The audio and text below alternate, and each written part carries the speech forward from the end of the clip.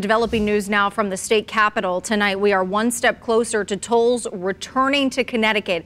3 bills that could affect millions of drivers just passed the Transportation Committee and are now off to the General Assembly. Channel 3 Eyewitness News reporter Matthew Campbell is digging deeper into the details to see what all this could mean for everyone.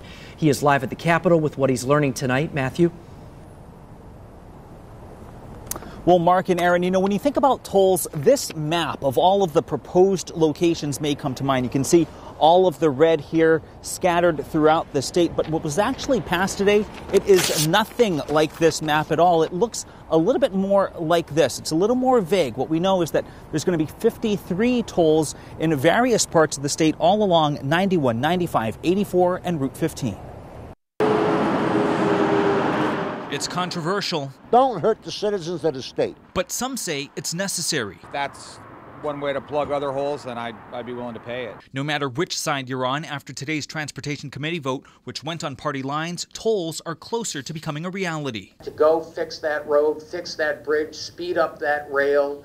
It's the most important thing I think I can make a difference in the next 4 years. Governor Ned Lamont, reversing his campaign promise to only toll tractor trailers, says the move was needed to repair the state's roads and bridges. 200 bridges are currently rated as poor. Looking at the money for the state, but he's only going to hurt his own citizens. The important thing is that it's actually applied to the roads and not put elsewhere. Lamont says tolls could raise $800 million annually and says the money would only be used for transportation projects. But there is still a lot of unknowns. We know there will be 53 locations along these 4 major highways, but their locations weren't shared. The cost is also unclear, although a DOT study did suggest it could be every 6.6 miles and cost 3 to 5 cents per mile. For those making long commutes like Dennis Downing, who goes from Glastonbury to Trumbull daily, the cost, whatever it may be, will hurt. Remarkable in the fact that it's a lot of money. Enough for me to look for somewhere else to work.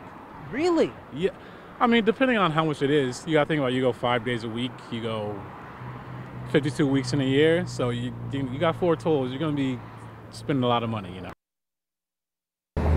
Now, Eyewitness News has been on top of this story for months now. Last year, we talked with the DOT commissioner. He said that it would be years before we would see tolls. We checked in with DOT again today to see if that still rings true. They say if this legislation was passed in this session, the earliest we would see tolls would be 2023. That's the latest. Live here in Hartford tonight, Matthew Campbell, Channel 3 News.